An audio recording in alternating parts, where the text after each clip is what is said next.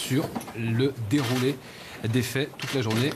On va donc l'écouter. Mesdames, Messieurs, je voudrais avant toute chose rendre hommage à la victime de ce nouvel acte terroriste commis dans notre pays et avoir une pensée émue pour sa famille. Je voudrais ensuite rappeler, comme je le fais de temps en temps, que ce point presse s'inscrit dans le cadre des dispositions de l'article 11 du Code de procédure pénale qui donne compétence au procureur de la République pour rendre public des éléments objectifs tirés de la procédure sans appréciation sur le bien fondé des charges retenues contre les personnes mises en cause. Je vais vous relater les faits tels qu'ils ressortent de l'exploitation de 2 caméras de vidéosurveillance. Ça ne peut pas tenir là, je suis désolé. Je ne sais pas à qui il est. Merci. Je vais vous relater les faits tels qu'ils ressortent de l'exploitation des 2 caméras de vidéosurveillance de l'usine, théâtre du lieu des faits, l'usine Air Products, société américaine de production de gaz industriel située à Saint-Quentin-Fallavier dans l'Isère, établissement classifié en normes Seveso, c'est-à-dire donc comme une usine traitant de matières dangereuses. À 9h28, un véhicule utilitaire siglé d'une société de transport a pénétré dans l'usine sans attirer l'attention. Cette camionnette avait en effet l'habitude de rentrer dans l'usine pour y effectuer des livraisons. L'utilitaire est donc arrivé au portail. Le conducteur a sonné pour pouvoir pénétrer dans l'usine. La porte lui a été ouverte naturellement, car l'individu était connu des employés. Et l'enquête détermine effectivement que le camion avec lequel il rentre dans l'usine est un camion qui est conduit dans l'entreprise qu'il emploie, soit par lui-même, soit par son employeur. Le véhicule a longé le mur jusqu'au bout de l'allée et à ce moment-là, il est sorti du champ de vision des caméras entre 9h28 et 9h35. À 9h36, une explosion a retenti, mais 1 minute avant, soit à 9h35, l'exploitation de la caméra permet de voir le fourgon accélérer et se précipiter vers un hangar couvert. Je vous précise à ce stade que sur le site de l'usine se trouvent 2 hangars, un hangar couvert et un hangar ouvert dans lequel se trouvaient de nombreuses bouteilles d'air liquide, d'acétone et de gaz. À 9h37, un appel d'urgence aux pompiers a été effectué immédiatement après l'explosion. Et à 9h41, les pompiers arrivent sur le site.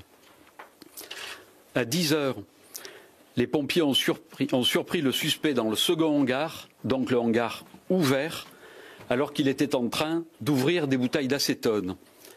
Il a alors été appréhendé et placé en garde à vue.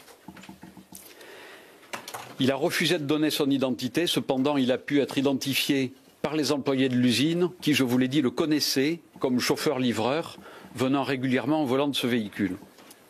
Je reviendrai en fin de propos sur le profil de cet individu. Je souhaite vous faire état d'abord des toutes premières constatations réalisées sur place.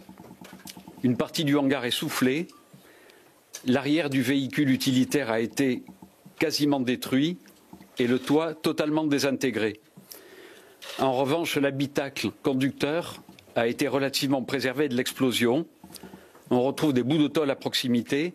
Tout cela démontre que l'effet de souffle a été important.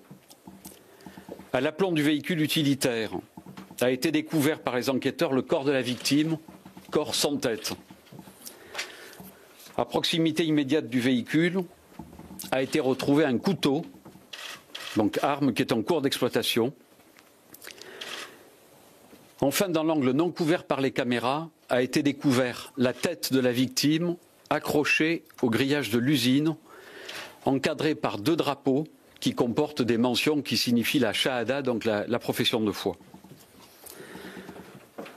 Connaissance prise de l'ensemble de ces éléments et de ces critères, intrusion dans un site classé, scène de décapitation, présence de drapeaux islamiques, en accord avec le parquet de Vienne, la section antiterroriste du parquet de Paris s'est saisie des faits en flagrance des chefs d'assassinat et tentatives d'assassinat en bande organisée et en relation avec une entreprise terroriste, des chefs de destruction et dégradation par moyens dangereux en bande organisée et en relation avec une entreprise terroriste. Et enfin du chef d'association de malfaiteurs terroristes criminels en vue de commettre des crimes d'atteinte aux personnes. L'enquête a été confiée par mon parquet à la direction centrale de la police judiciaire et plus précisément à la section donc de lutte antiterroriste, la SDAT, qui est le service coordonnateur, ainsi qu'à la direction générale de la sécurité intérieure. De très nombreuses investigations sont actuellement en cours et mon propos sera donc nécessairement limité, tout à la fois pour préserver les impératifs de l'enquête en cours, mais aussi compte tenu des nombreuses interrogations en suspens que l'enquête a précisément pour objet d'éclaircir, et c'est, j'allais dire, presque normal puisque les constatations réelles ont commencé en réalité, non pas en début d'après-midi, mais plutôt vers 15h ou 16h. Je rappelle que mes collègues, les 2 vice-procureurs qui sont partis sur site, sont arrivés sur les lieux de l'attentat aux environs de 15h30. Je vous invite donc à la plus grande prudence. Les investigations ne font que débuter et elles devront s'attacher à répondre à un certain nombre de questions. D'abord, bien évidemment, quant au déroulé exact des faits, sur le trajet emprunté, qu'est-ce qui s'est passé à l'arrivée dans l'usine et à l'intérieur de l'usine. Quant aux circonstances précises de l'assassinat et de la décapitation, l'enquête devra notamment s'attacher à déterminer les circonstances de celle-ci et notamment si cette décapitation est intervenue ante-mortem ou post-mortem. Investigation quant au mobile de l'auteur. Enfin, investigation quant aux éventuelles complicités dont il aurait pu bénéficier. À ce stade des investigations, aucun élément ne nous permet d'affirmer que le mis en cause était accompagné d'un complice dans l'usine ou encore qu'un complice aurait pu faire du repérage préalablement au passage à l'acte. Les témoins qui ont été entendus font plutôt état de la présence d'une personne dans le véhicule. À cette heure, je peux vous indiquer que 4 personnes ont été placées en garde à vue aujourd'hui. 4 gardes à vue sont donc toujours en cours. Celle du suspect pour l'ensemble des chefs d'infraction de l'enquête en flagrance, celle de son épouse, de sa sœur et d'un autre individu, du seul chef d'association de malfaiteurs terroristes criminels. Je tiens à vous préciser que les perquisitions tant au domicile de l'auteur présumé que dans son véhicule sont toujours en cours. S'agissant de la victime, elle était âgée de 54 ans.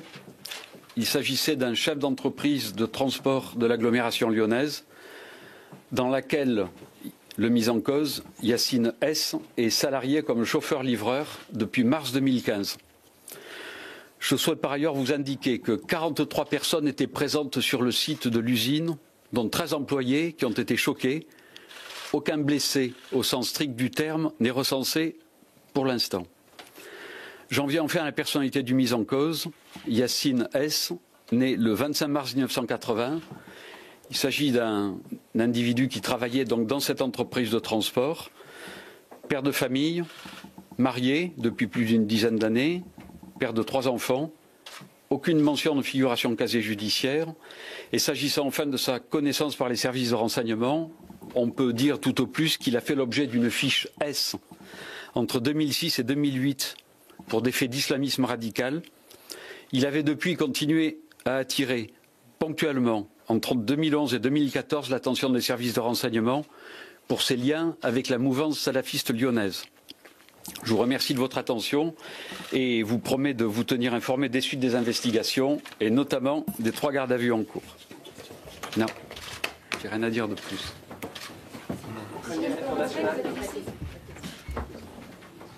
On est loin des titres. Voilà, pas de questions, rien à dire en plus. Vous avez entendu cette déclaration en direct du procureur de la République. On va revenir avec vous, Jean-Michel Descugis, sur ce qu'on apprend, notamment sur le déroulé des faits. Tout commence exactement à 9h28. Le procureur